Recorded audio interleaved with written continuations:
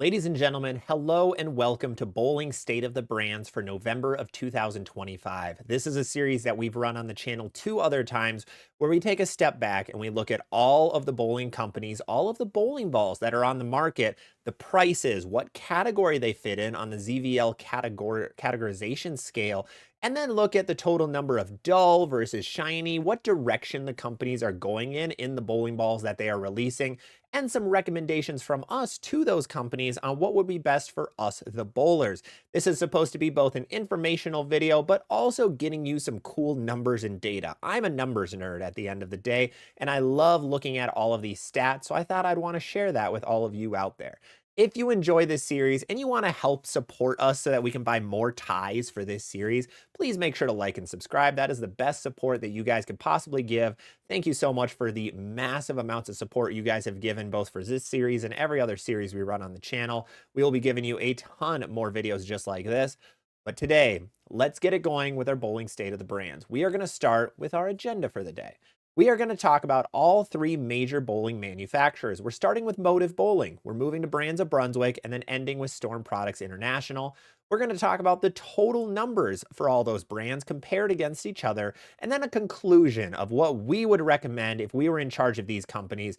And we're also going to take a look back at our July video on our recommendations then to see if the companies went in those directions or not. But without further ado, let's begin with Motive Bowling. What we're going to start with are all of the bowling balls that Motive has to offer right now on the market. You're going to see everything that they have from the Jackal Onyx all the way down to their tiny, tiny Motive Ascend. We only showed one Ascend because there's four colorways, but they're all the same pretty much. Looking at all these bowling balls, you're going to notice the total retail prices of all these balls, and it is really the total you can see if you go to your local shop or to your favorite online retailer, which is bowling.com. Make sure to go check them out in the description because Motive balls don't go on sale almost ever. But let's go from this to the actual totals. What we are doing here is looking at a ton of different categories. We're looking at things like the average price, the average category based on our ZVL scale, which translates to strong smooth being category 1, strong sharp being category 2, medium smooth 3, so on, all the way down to urethane, which is number 7. Looking at the total of asymmetrical balls and symmetrical balls. Looking at the percentages of those, seeing what percentage of bowling balls they come out with that are asims versus sims. We have our average release date and then the total number of dull versus polished bowling balls. You're going to see some very similar numbers between the companies on that last one. Looking at February and July versus November for Motive Bowling, we're going to see that average price is actually staying pretty much the same, which is good. Motive Bowling is by far and away the most expensive brand in bowling. All of their releases are always just $10 to $20 higher than their counterparts from other companies. We are seeing their average price is at about $175. Big reason for that, their asymmetrical to symmetrical bowling ball ratio is very low. They have very few asymmetrical balls versus their symmetrical balls. Asymmetrical balls are generally more expensive from all of the companies. You're going to see those in the 170s, 80s, 90s versus a lot of the symmetricals, which you'll see in the 40s, 50s, and 60s. You're going to see Motive has a lot less asymmetrical balls. This is actually the lowest amount of asymmetrical balls they've ever had in their lineup since we've been doing this series. Average release date has also skyrocketed now with 2/28/2024. What is the reason for this? Well, Motive doesn't have that many legacy or older bowling balls remaining in their lineup. They have the Venom Shock, which has been around since 2014, I believe, the Jackal Ghost, but then a lot of their new releases have been staying in the lineup for about 1 to 2 years. Motive has actually been discontinuing more bowling balls quicker than they have in the past, which is a little bit surprising, a little bit odd for them. Otherwise, the number of dull versus shiny bowling balls is 8 dull versus 12 shiny. That's pretty typical because shiny bowling balls tend to sell better because they just look better on a pro shop shelf. People want a shiny ball versus a dull ball. Now, you should have more dull because dull rolls better. Shiny just looks cooler. But those are the numbers for Motive Bowling. Nothing too crazy in terms of the differences. Their average category has dropped dramatically. Motive has gotten rid of a lot of their strong, smooth, and strong, sharp bowling balls, which has lowered their average category down from 2.94 and 2.88 all the way down to 3.30. So they are now averaging a medium and smooth bowling ball is what their typical is. That is Motive Bowling, though. Let's move on, keep it moving to the Brands of Brunswick. There are a lot of bowling balls on this list. This is, I believe, 71 total bowling balls from the brands of Brunswick right now. That is a massive amount, the most they've had in a very, very long time. So if you want to pause to be able to look at all these bowling balls, that is a-okay. But what we are going to do is go to something a little more digestible, and that is going to be the totals page. Here are the totals numbers for the brands of Brunswick from February and July up until November now. You're going to see their average price has actually been increasing. Now, this isn't because bowling balls are getting more expensive to make for them and they're making the prices higher. No, it's because they're getting rid of their low-end bowling balls at a quicker rate. Soon before this video went live, we had the Hammer Anger, the New Blue, and the Ivory Rhino Pro from the Brunswick brands all get discontinued and removed from this list. 3 of their weaker bowling balls. Brunswick, you're going to notice a little later, does not like making weak bowling balls. They make a lot of asymmetrical and strong bowling balls, which you're going to notice in their total number of asims versus sims.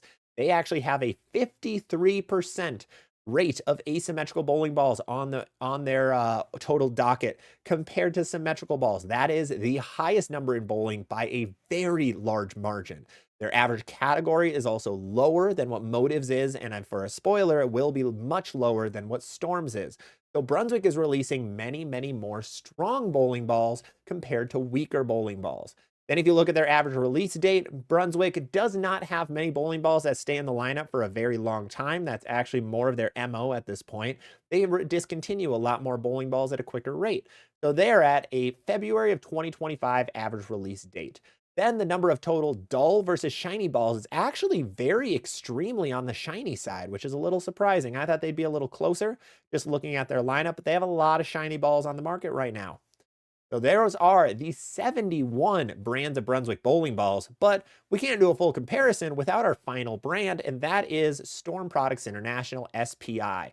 Here are 30 total bowling balls that Storm has on the market. You can see I did include the Phase 2 Pearl that just recently got announced. Just like Brunswick, we did have those 5 new balls, such as the Zero Mercies, the Entity, etc., all on the list. So what you're going to see here is all of the Storm brands. You're going to notice that they don't have many in the categories 1 and 2. They have very, very few. Most of these are 4, 5, and 6, which is very, very crazy. But let's go on to our totals page, which is what we can really see. You're going to see that their average category, the average category in our scale is 4.17. They have a very, very abnormally low number, which is honestly kind of close for them. They're at 4.07 in July and 3.93 in February.